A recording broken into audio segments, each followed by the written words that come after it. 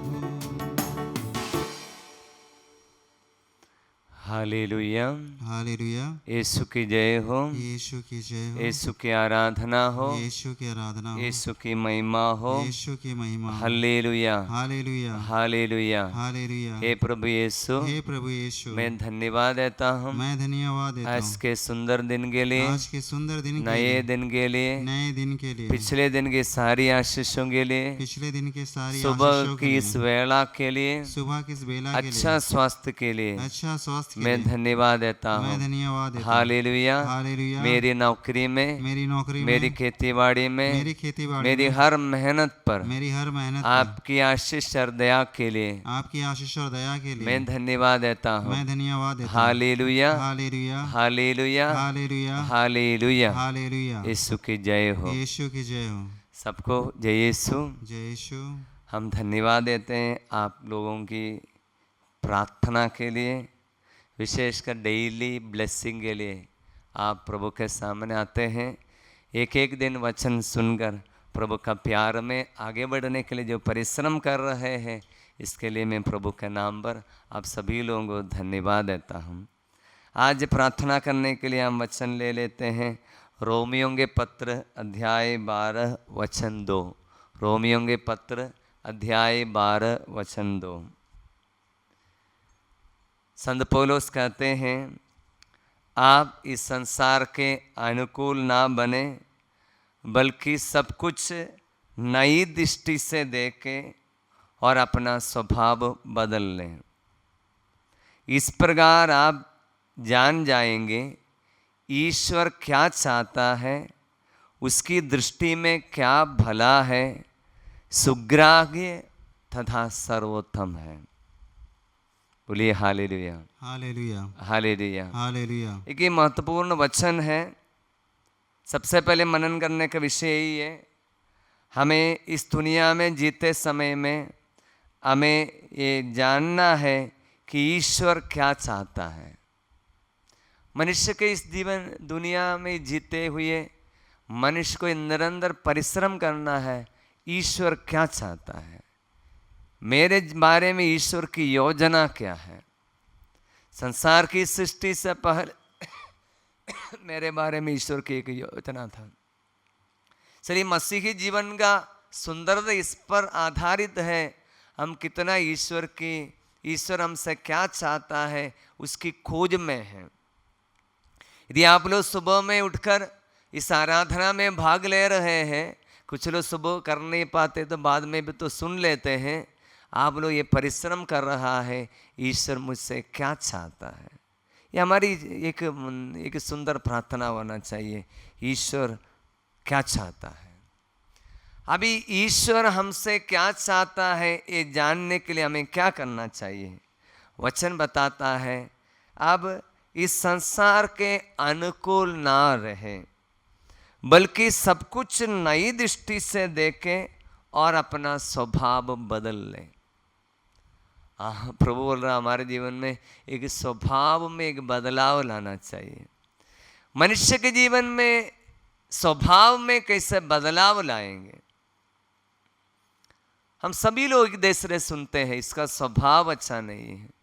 Mummy लोग कभी बोलती है, फादर ये बेटा बात तो नहीं मानते, स्वभाव अच्छा नहीं है।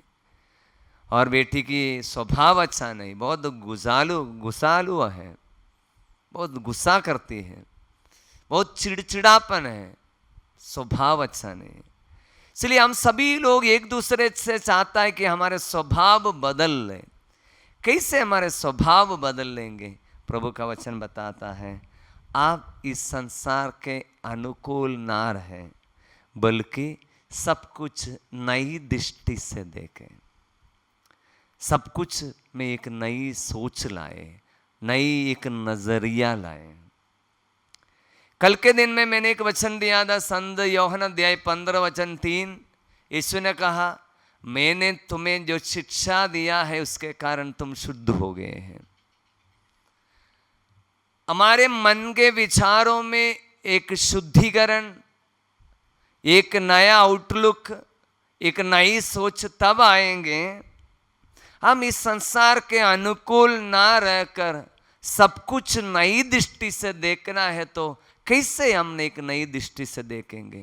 उस नई दृष्टि को मैं ऐसे बोलूँगा, वही है ईश्वर की दृष्टि से देखना।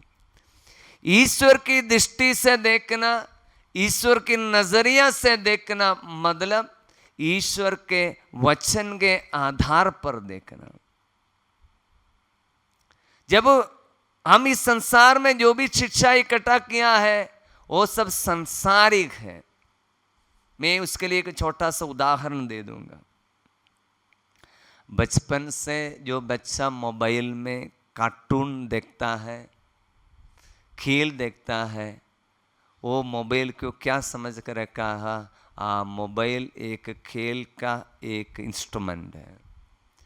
उसके बाद में कुछ समय के बाद मोबाइल देख कर कुछ उम्र पार होने से 7-8 साल पार हो जाए, आजकल 9-10 साल में बच्चे लोग और भी बहुत सारी चीज़ इसमें देखते हैं, तो बच्चे के अंदर गंदी चीज़ देखना शुरू करेगा।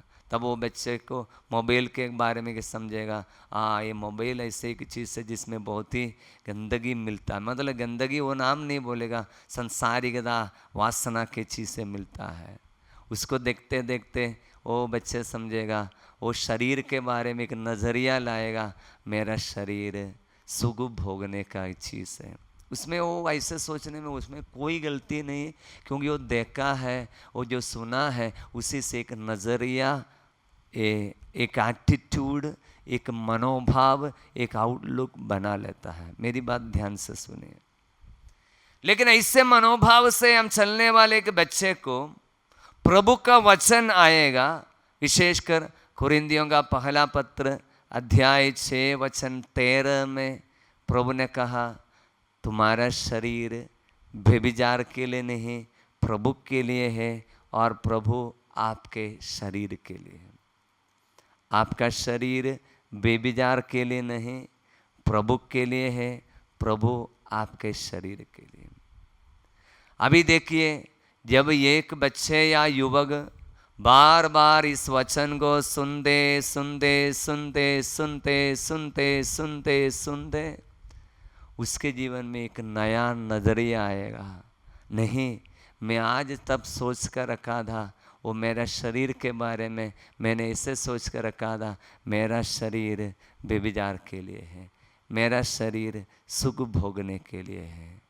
लेकिन आज पवित्र वचनों के द्वारा वचन एक नई नज़रिया, एक ईश्वर की नज़रिया दे रहा है। नहीं, आपका शरीर व्यभिचार के लिए नहीं है, प्रभु के लिए है, और प्रभु आपके शरीर के लिए है।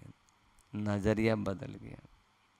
मैं इसलिए बोल रहा हूँ, मैं जगह नहीं बता रहा हूँ।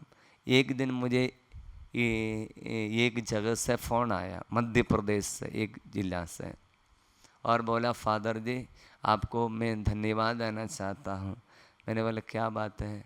मैं आपको मिला था केरल में और आपको से प्रार्थना करने के लिए आपके पास आया था और आपने मुझे एक वचन दिया था। ये वचन मैंने दिया था, कुरिन्थियों का पहला पत्र दिया 6:13।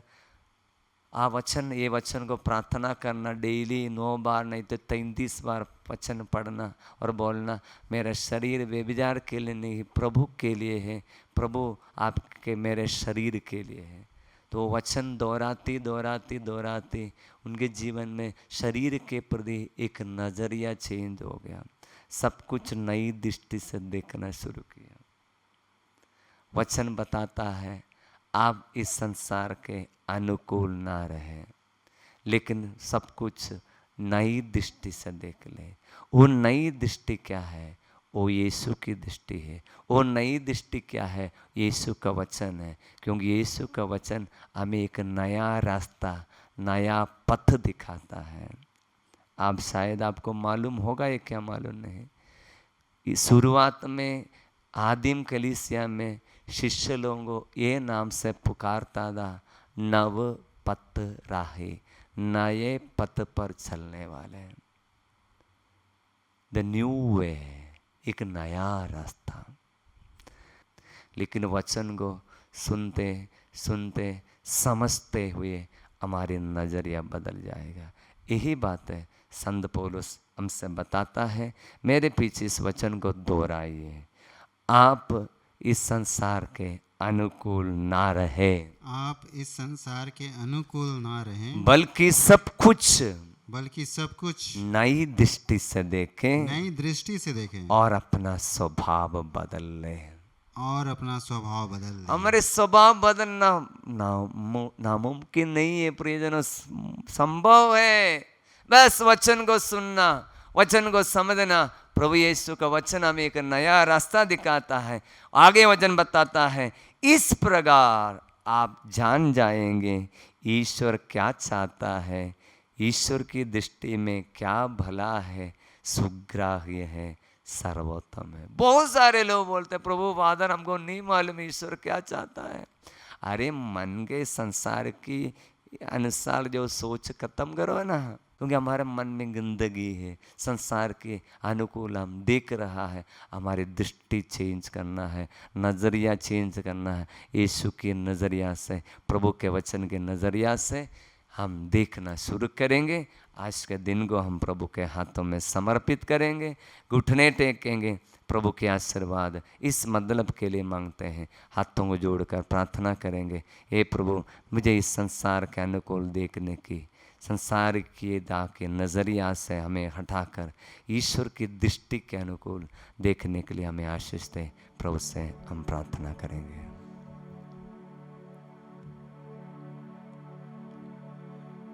तेरी आराधना